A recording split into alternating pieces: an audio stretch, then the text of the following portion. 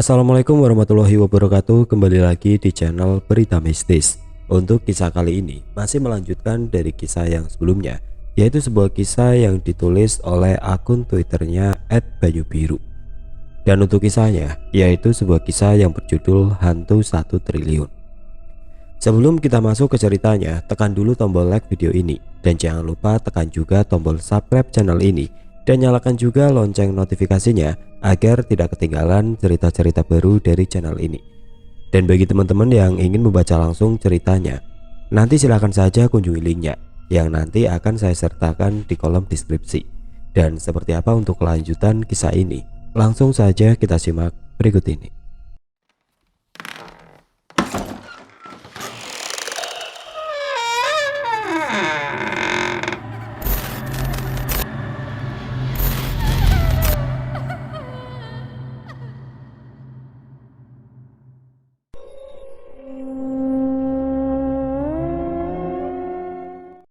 Kami berlari menembus kabut yang hitam pekat dan kerumunan prajurit gaib itu dan mencoba membenturkan tubuhku dengan badan pria berambut cepak yang tengah meminta tolong dan ketakutan. Malam itu aku sudah nekat dan tidak menghiraukan apa yang terjadi pada diriku nanti. Brak!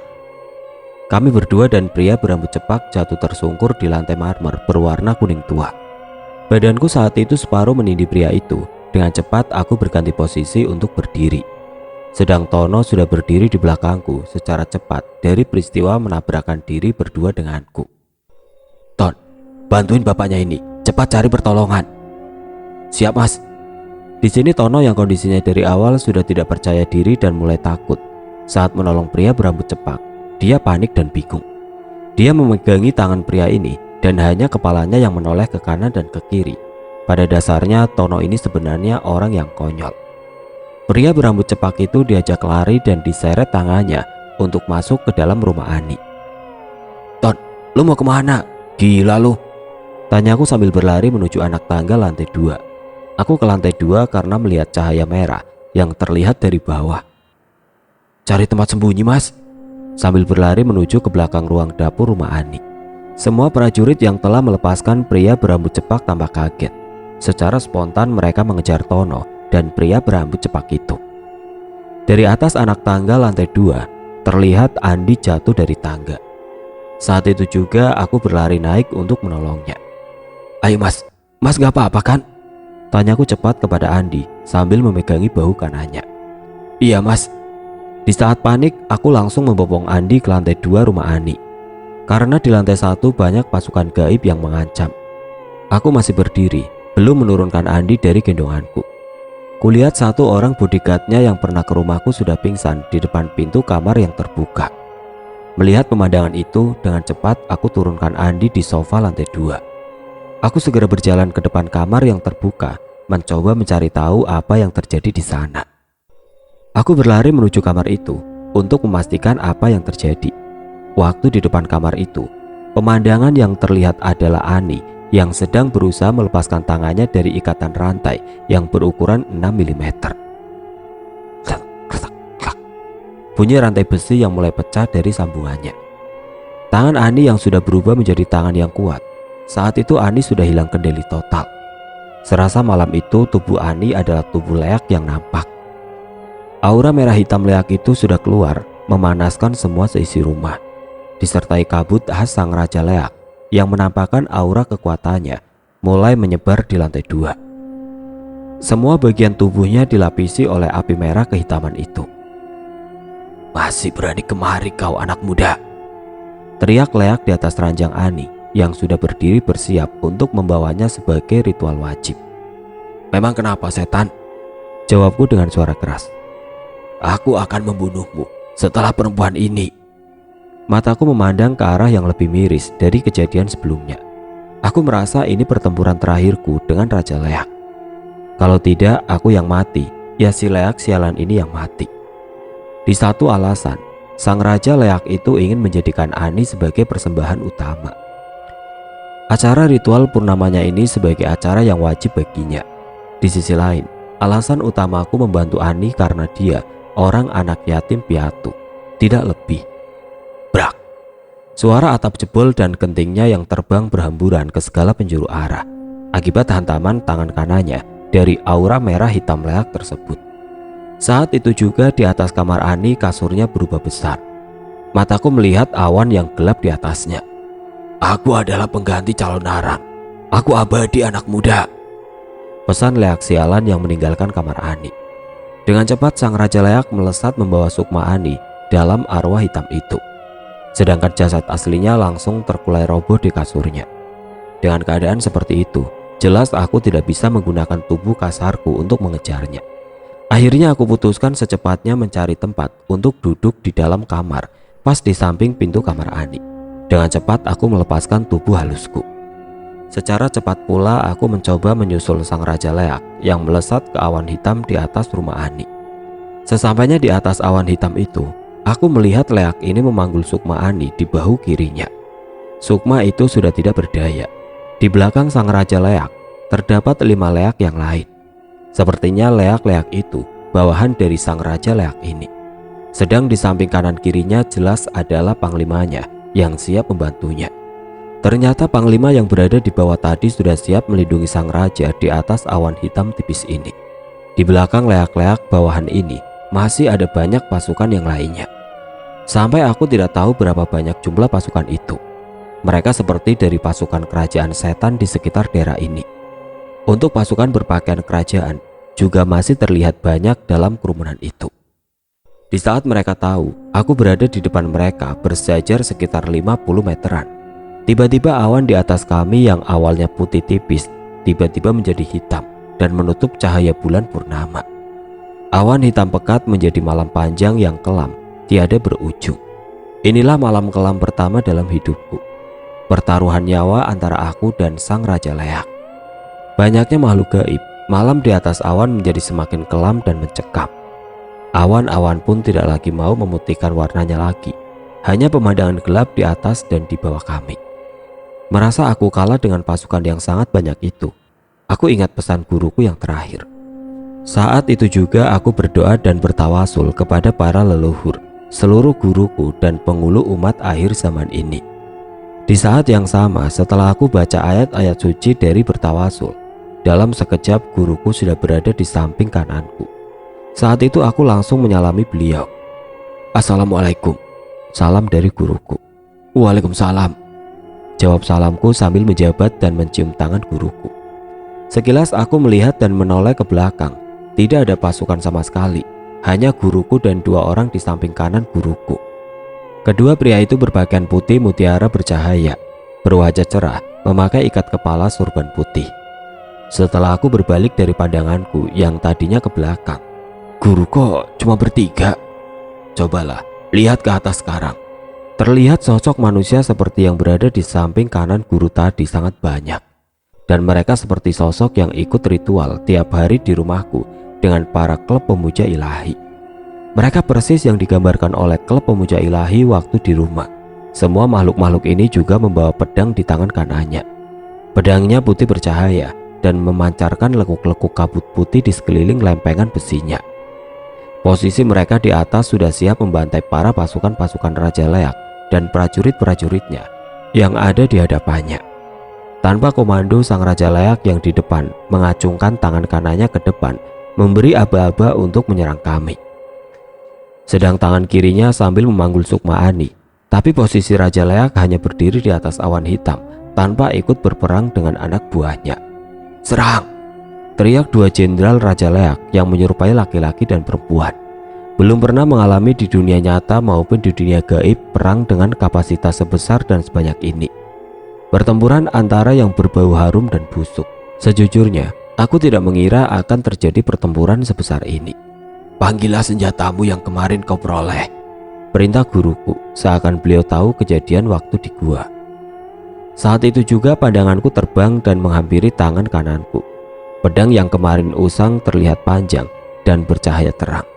Seakan cahaya putih meliuk-liuk dipancarkan pedang ini sebagai cahaya keabadiannya.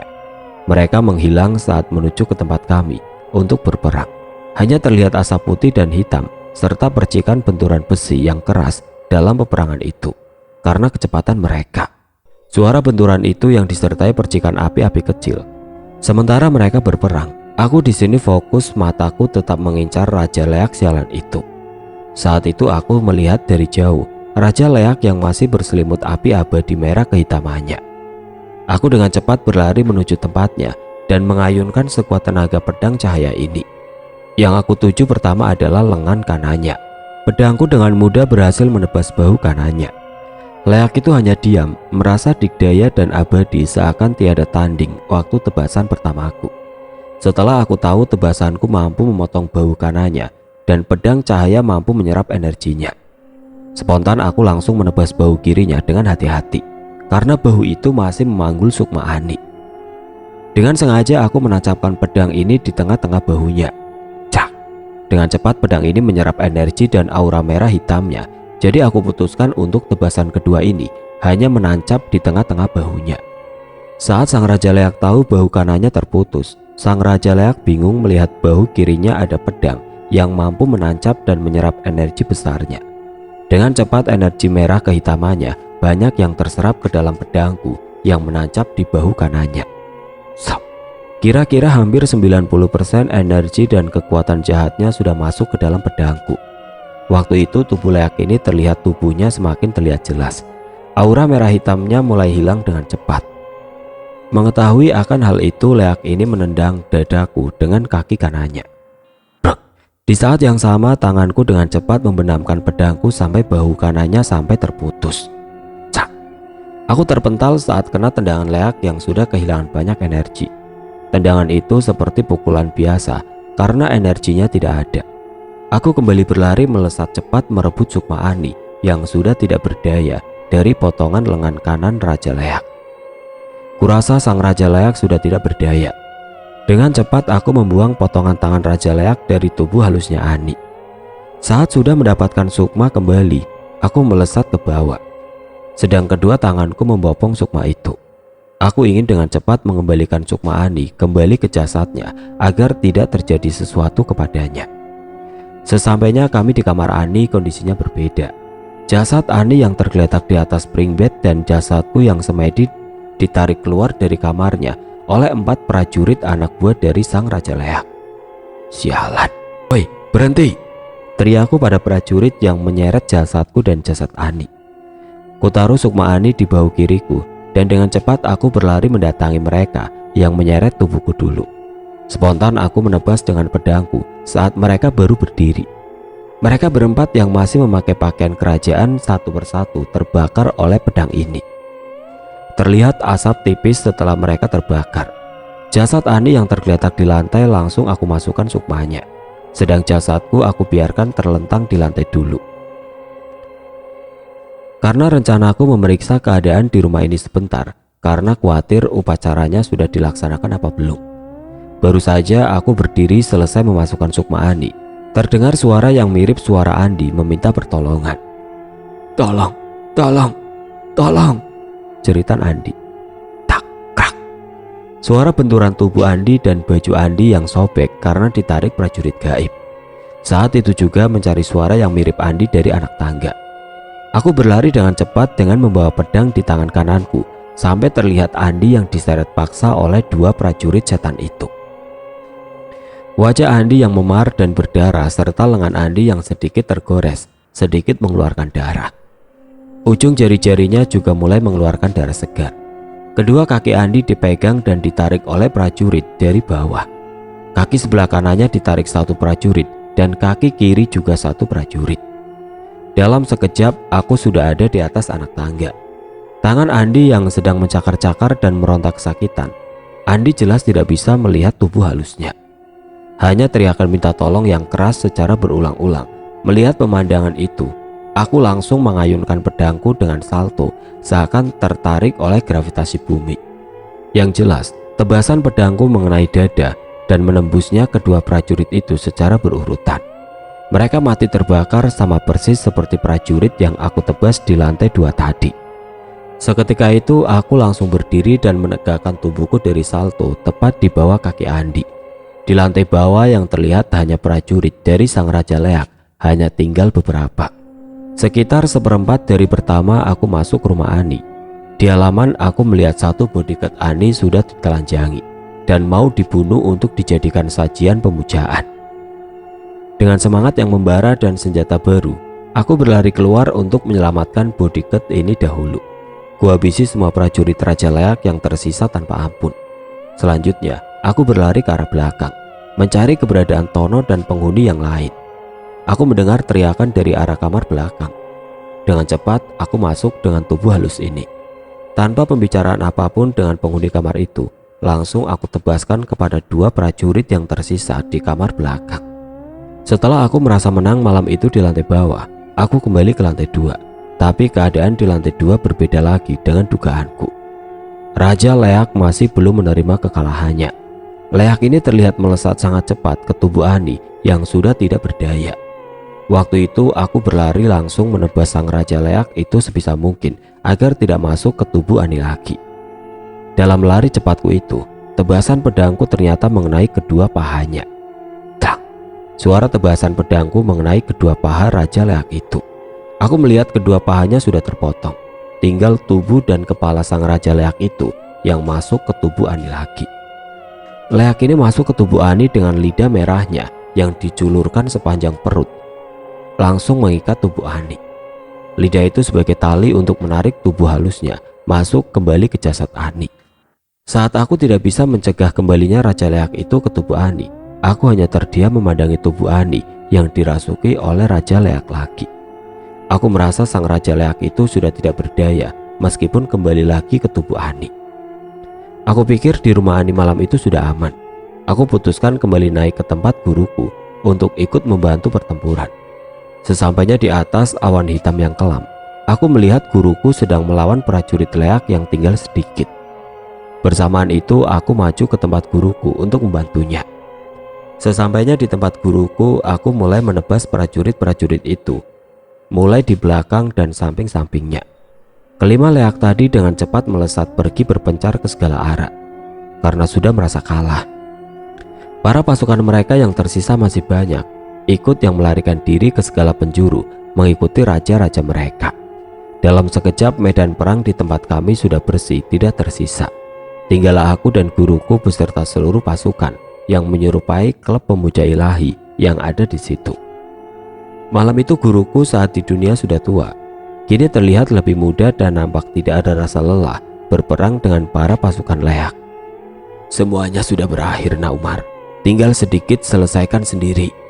Terima kasih guru, jawabku dengan badanku yang membungkuk serta menundukkan kepala. Aku tegakkan lagi badanku. Aku melihat semua sudah bersih, tidak ada makhluk apapun di atas awan ini. Saat itu juga aku putuskan turun ke rumah Ani. Aku langsung melesatkan tubuh halus ini kembali ke jasad kasarku yang masih tertinggal sendirian di kamar Ani. Kita berganti ke sudut pandang Tono saat kejadian di rumah Ani. Saat aku berlari dengan bodyguard yang aku tabrak, dengan cepat aku lari untuk mencari tempat berlindung karena aku tahu prajurit-prajurit yang tadi aku tabrak ikut mengejarku. Malam itu di teras yang gelap dipenuhi kabut tipis, aku menggenggam erat pergelangan tangan kirinya bodyguard ini. Bodyguard ini spontan ikut berlari setengah membungkuk dengan langkahnya yang terseok-seok. Bodohnya aku di malam itu, karena panik malah lari masuk ke dalam rumah Ani. Padahal rumah itu sudah dikuasai pasukan sang Raja Leak. Malah aku berlari ke arah dapur, tapi aku lihat tidak ada tempat bersembunyi di situ. Aku berlari lagi ke kamar belakang yang terpisah dengan rumah utama, yaitu kamar pembantu Ani. Brak! Suara hantaman tubuhku mengenai pintu kamar pembantu Ani tanpa mengetuk. Brak, brak, brak. Suara genggaman tanganku mengetuk pintu kamar pembantu Ani. Buka! Cepetan buka! Ini aku Tono! Teriak suaraku yang meminta untuk dibukakan pintu. Ceklak, ceklak. Suara pintu yang dibuka dari dalam kamar itu. Aku dengan bodyguard tadi segera masuk ke kamar pembantu Ani tanpa basa-basi dan memperhatikan yang membuka kamar ini. Dengan cepat pembantu Ani mengunci kembali pintu kamarnya. Aku lihat sudah ada 3 orang di situ, 2 orang perempuan pembantu dan 1 laki-laki tukang kebun Ani. Mereka bertiga sudah ketakutan. Akhirnya kami berlima duduk jongkok meringkuk di pojok ruangan kamar pembantunya Ani. Mas, aku takut sekali mas. Ini gimana mas? Apa kita masih bisa hidup? Tanya bodyguard dengan ketakutan. Nggak tahu mas, Aku sendiri juga takut kalau situasinya begini. Ini aku nggak kebagian selimut. Mana selimut yang lain? Tanyaku sambil berebut selimut. Udah, ini saja dipakai bersama. Paling juga kita mati di sini, kata pembantu perempuan. Suara tangisan kita berlima sambil saling tarik-menarik selimut. Saat itu aku berhenti dari tangisan dan mencoba membaca mantra, berdoa untuk melindungi kami berlima di kamar ini. Meski mantraku malam itu tidak manjur, kami tahu kalau kami bakal dijadikan tumbal si Raja Leak karena melihat kejadian bodyguard ini ditarik dan mau dibawa ke alam mereka untuk dijadikan tumbal di depan.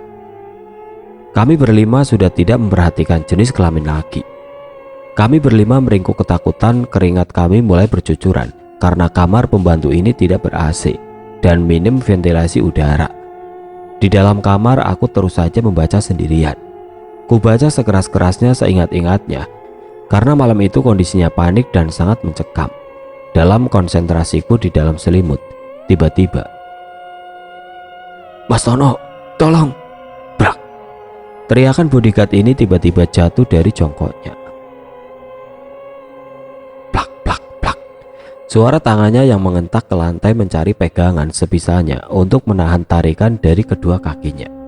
Tubuh besar bodyguard terseret karena ada yang menarik dari arah pintu. Dengan cepat aku meraih kedua tangannya. Di belakangnya bodyguard, aku lihat dengan kedua mata kepalaku, dua orang prajurit Leak sedang menarik kaki kiri dan kanannya. "Ah!" teriak dua orang pembantu dan satu tukang kebun saat mereka melirik kegiatan tarik-menarikku dengan prajurit setan ini. Semua meringkuk lagi. Para pembantu hanya teriak keras histeris, takut akan menjadi giliran pembantaian malam itu. Di sini aku adu tarik-menarik dengan para setan itu cukup lama, hingga aku merasa lelah merasakan hal ini. Tiba-tiba kedua prajurit itu hilang. Hanya sedikit awan tipis hitam dan sedikit percikan api yang terlihat. Sekian lama kami meringkuk di kamar itu, di tengah tangis keempat orang ini. "Ton, lo di dalam?" teriak seperti suara Mas Umar yang sedang mencari aku. "Tono sudah kabur, gak ada di sini," jawab teriakku di tengah tangis ketakutan mereka berempat di dalam kamar. Geblek, ini aku Umar, cepat buka, semuanya sudah aman," jawab teriak Mas Umar dari luar pintu kamar pembantu Ani. Akhirnya aku memberanikan diri mencoba membuka pintu kamar dari dalam. Di sini sebenarnya aku masih takut. Aku berprasangka ini adalah jelmaan dari para prajurit Raja Leak itu. Klak, klak. Suara engsel pintu yang kubuka dari dalam. Mas, bener sampean ini Mas Umar?" Sambil tanganku mencubit kedua pipinya. Kurang ajar lu ya, apa-apaan lu Ton?" Sambil tangan Mas Umar melepaskan cubitan jariku di kedua pipinya. "Ya enggak Mas, aku memastikan keadaan di luar benar-benar sudah aman," jawabku. "Iya Ton, semua sudah aman. Sekarang coba tenangkan semua yang ada di kamar dan diajak berkumpul di ruang tengah," pinta Mas Umar. Sekarang kita kembali ke sudut pandang orang pertama. Setelah kejadian mencekam di malam itu, kami semua berkumpul di ruang tengah rumah Ani. Rumah besar dengan bergaya Eropa dengan cat putihnya. Aku duduk bersama Tono di sofa panjang, sedang Andi duduk bersama Ani di kursi kayu klasik berwarna coklat. Satu orang pembantu perempuan merawat luka di tangan, kaki, dan tubuh Andi, sedang pembantu perempuan yang satunya lagi merawat Ani. Pembantu yang merawat Ani mulai merapikan rambut dan mengganti bajunya yang sudah berantakan. Pembantunya juga membersihkan luka di pergelangan tangan dan kakinya Ani karena ikatan yang kuat rantai itu. Untuk tukang kebunnya yang laki-laki merapikan kursi, karpet yang berantakan malam itu. Tukang kebun ini sibuk membersihkan rumah Ani malam itu dibantu dua orang bodyguardnya untuk mempercepat pekerjaannya dan supaya tidak ada yang curiga dari tetangga sekitar. Setelah pembantu yang merawat Andi selesai, ia membuatkan kami minuman yang segar sebagai minuman pereda ketegangan malam yang kelam itu. "Ada apa dengan semua ini, Dik? Kok kamu terluka? Apa yang terjadi sebenarnya?" tanya Ani yang mulai sadar dan ingat kembali dari pengaruh Leak. Malam ini tadi sebenarnya malam pemujaan leak calon arang itu. Kita semua berjuang malam ini untuk kesembuhanmu. Malam ini nyawa kita semua sudah tiada lagi berkat bantuan Mas Umar dan Mas Tono. Kalau mereka tidak ada, mungkin kita dan seisi rumah ini sudah mati. Terang Andi ke Ani. Jadi sampai segitunya ya? Maafkan aku ya Pak, tambah Ani sambil duduk melihatku. Setelah itu tatapannya melihat lukanya yang diperban di kedua pergelangan tangan dan kakinya. Iya bener nih, syukur kita malam ini bisa selamat, jawab Andi. Pak Umar, Mas Tono sudah sejauh ini membantu saya, ucap Ani dengan bahasa Indonesia yang fasih disertai pandangan matanya kepada kami, dan kondisi kesehatannya mulai membaik sedikit demi sedikit. Iya Mbak Ani, gak apa-apa. Alhamdulillah, semua sudah beres. Tinggal sedikit yang di tubuh Mbak Ani, terangku ke Ani. Sudahlah Mbak Ani, sekarang istirahat saja. Sekarang Mbak Ani terlihat sangat capek malam ini. Iya benar Pak Umar, aku merasa sangat capek dan lemes malam ini. Tulang-tulangku seperti remuk semua, jawab Ani. Malam itu Ani langsung tidur di atas karpet tebal di ruang tengah. Dia ditemani kedua pembantu perempuan, sedangkan aku dan Tono tidur di ruang tamu. Untuk Andi dan satu bodyguardnya ikut menemani Ani tidur di sofa ruang tengah. Mengingat malam itu masih mencekam dan bayangan buruk atas kejadian yang kelam. Akhirnya mereka putuskan tidur di ruang tengah. Untuk tukang kebun yang sudah selesai membereskan rumah Ani dan satu bodyguardnya ikut tidur bersama aku dan Tono. Kami berempat tidur di sofa ruang tamu. Tak tak tak. Suara ketukan yang lama dari luar pintu ruang tamu rumah Ani. Bersamaan dengan suara itu, tukang kebun langsung bangun duluan dan membuka pintu dengan penasaran. Siapa yang mengetuk pintu di pagi buta gini? Gumamnya dengan berjalan keluar. Karena ia masih merasa takut akan kejadian malam tadi. Klak. Cari siapa Mas? Tanya tukang kebun. Cari Mas Umar sama Mas Tono Pak, jawab Imron. Oh itu Mas Tono masih tidur, jawab tukang kebun serta kepalanya menoleh ke ruang tamu. Tapi Mas Umarnya kok sudah nggak ada ya? Padahal tadi tidur di situ, katanya pelan. Sebentar Mas, saya cariin Mas Umar dan membangunkan Mas Tono, pesan tukang kebun sambil meninggalkan Imron di depan pintu. Aku yang baru selesai dari kamar mandi berjalan menuju ruang tamu. Aku berpapasan dengan tukang kebun di ruang tengah. Mas, sampean dicariin orang itu di depan, kata tukang kebun memberitahuku ada yang mencari. Siapa Pak? Saya nggak kenal. Oh ya sudah, kalau gitu aku ke depan saja. Aku dengan tenang berjalan menuju ruang tamu dan masih melihat di ruang tamu Tono dan satu bodyguardnya Ani masih tertidur lelap. Lumpron, dari mana saja? Sini duduk, pintaku yang masih di belakang pintu ruang tamu Ani. Aku kembali duduk di sofa dan Imron mengikuti duduk di sampingku. Sedang Tono dan bodyguard ini kubangunkan untuk ikut menemani kami di ruang tamu. Ron, kemana aja lu semalam? Masa nggak dengar teriak-teriak dan suara keras dari rumah ini? Aku sembunyi di mobil Mas. Ya denger Mas, aku takut kalau mendekat karena sudah terlihat begitu banyak pasukan gaib itu di situ. Jadi aku putuskan menutup mata dan telinga aku Mas, sampai tertidur di mobilnya Mas Tono, jawab Imron yang panjang. Lumpron, kita semua mau mati, lu malah sembunyi nggak bantuin kita. Kurang ajar banget lu, sahut Tono dari kamar mandi yang sudah berdiri di ruang tamu. Lah kan aku bilang dari awal gak berani mendekat. Aku tetap sembunyi di kursi tengah mobil Mas, jawab Imron. Terdengar dari ruang tengah satu persatu mereka yang tidur di situ mulai bangun. Kami di rumah Ani saat itu sampai tengah siang hari. Suara mereka terdengar satu persatu mulai beraktivitas, layaknya tiada yang terjadi di malam itu. Saat aku, Tono dan Imron duduk di ruang tamu, Andi dan Ani datang ikut bergabung dengan kami. Aku menanyakan keadaan Ani dan Andi di pagi itu. Bersyukur Ani sudah mulai ingat dan sadar meski belum sepenuhnya. Sedang Andi yang semalam banyak luka pagi itu sudah nampak pulih meski belum 100%. Mereka berdua juga masih trauma akan kejadian semalam. Mas, Sarapan dulu yuk, pinta Andi. Ayo mas. Kami semua ke ruang makan Ani. Kami makan bersama di pagi itu. Terlihat di hadapan kami makanan yang sudah disiapkan, tampak berjajar rapi dengan menu seadanya. Maklum pembantunya tadi pagi belum belanja karena masih sibuk merawat Ani dan rumahnya. Selesai acara makan-makan, kami kembali ke ruang tamu Ani. Keinginanku saat itu adalah untuk pulang karena untuk memulihkan tenaga dulu dan rindu bertemu keluarga di rumah. Saat kami semua duduk di ruang tamu, tiba-tiba Andi terlihat mengeluarkan cek dan beberapa kertas yang pernah diperlihatkan saat datang ke rumahku. Mas, ceknya ini sampean bawa sama surat-suratnya, ucap Andi. Buat apa mas? Aku rasa imbalan ini pantas buat Mas Umar karena aku lihat Mbak Ani sudah mulai pulih. Gak usah mas, leak itu masih ada di tubuh Mbak Ani, tapi aura dan kekuatannya sudah hilang. Iya pak, bawa saja. Pagi ini aku merasa seperti yang dulu lagi. Aku sudah merasa sehat pak. Aku sangat berterima kasih jika Pak Umar bawa ceknya. Gak usah mbak, karena masih belum selesai 100% tugasku, jawabku yang sungkan. Gak apa-apa Pak Umar, desak Ani. Dengan santai Ani mengambil cek berwarna biru muda yang dibawa Andi.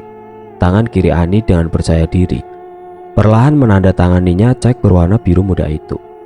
Cek biru muda itu ditandatangani dengan tangan kirinya dan ditulis dengan jelas namanya. Posisi yang tertera nama Ani van Persie. Di bawah tanda tangannya. Kejadian itu tepat di depanku dan disaksikan Andi, Tono, Imron, dan satu bodyguardnya. Loh, jangan mbak, jangan dulu. Leaknya masih ada gitu loh di tubuh Mbak Ani, kataku menolak dulu.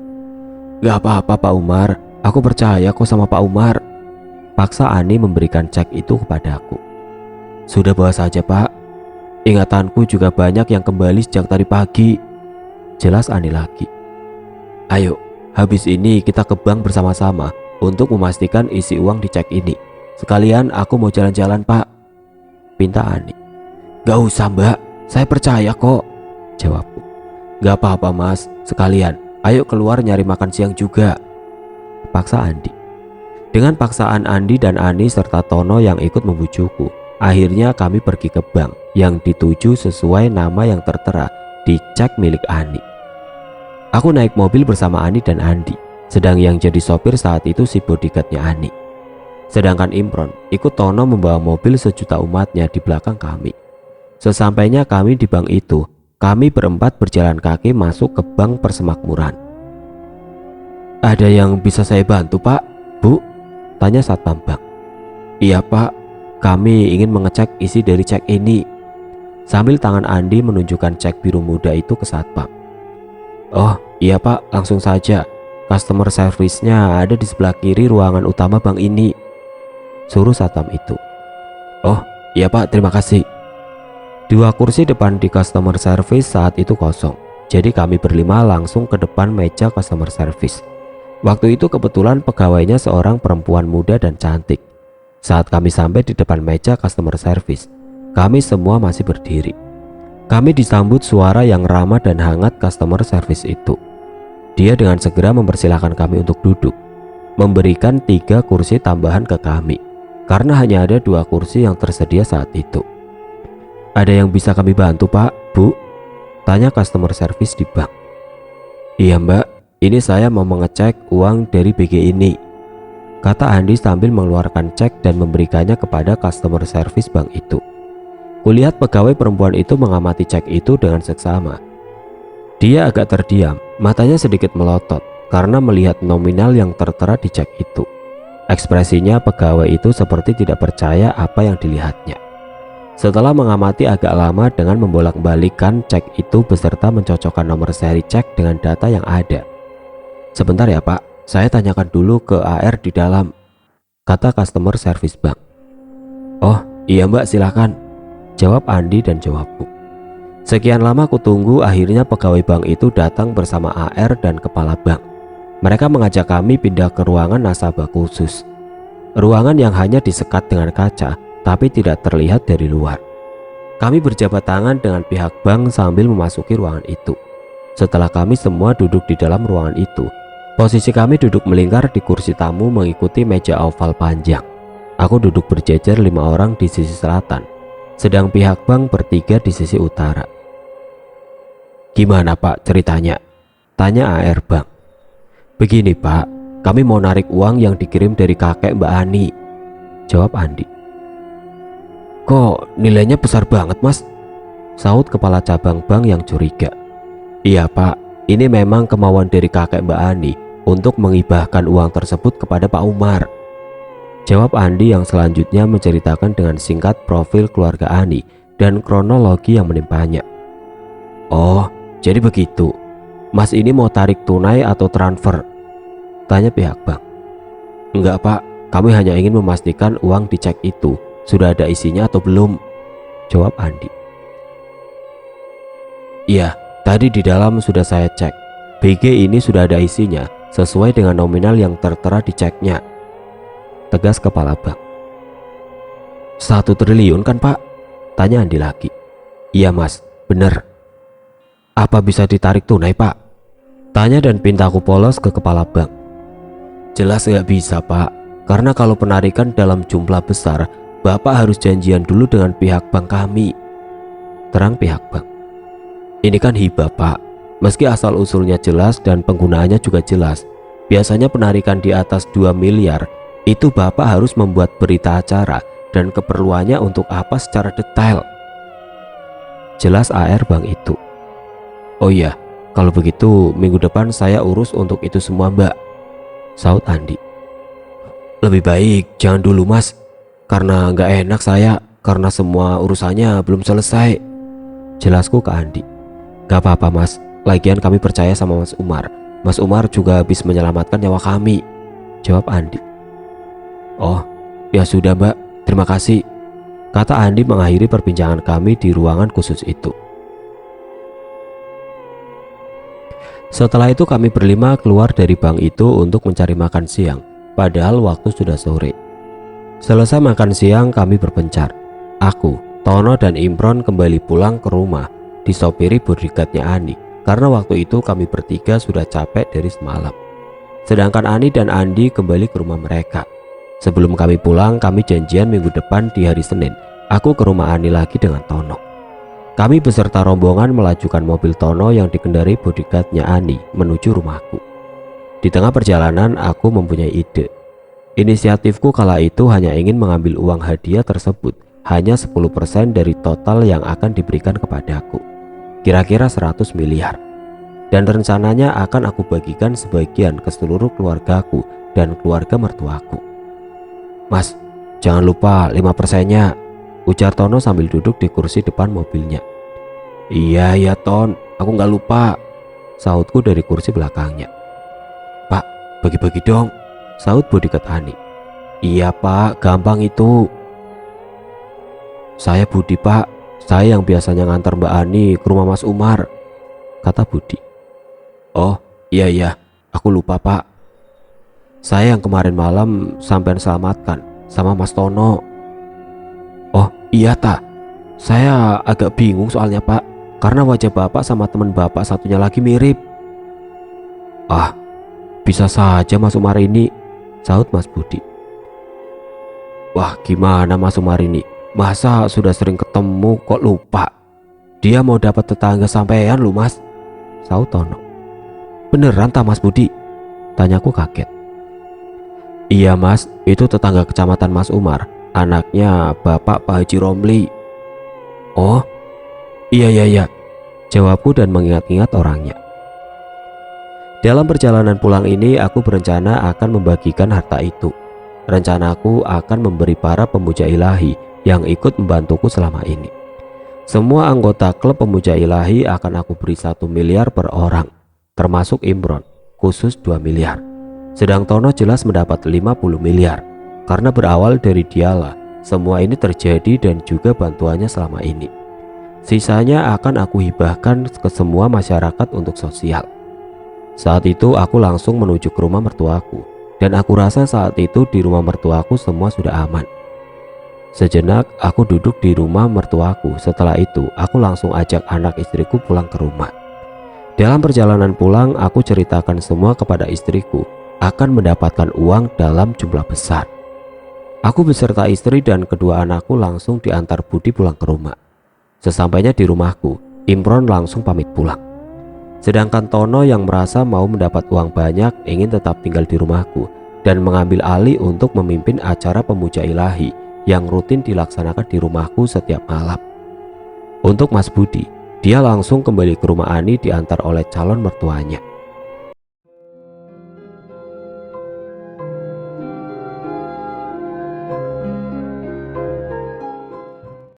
Oke teman-teman, sampai di sini dulu ceritanya. Nantikan kelanjutan kisah ini di video berikutnya.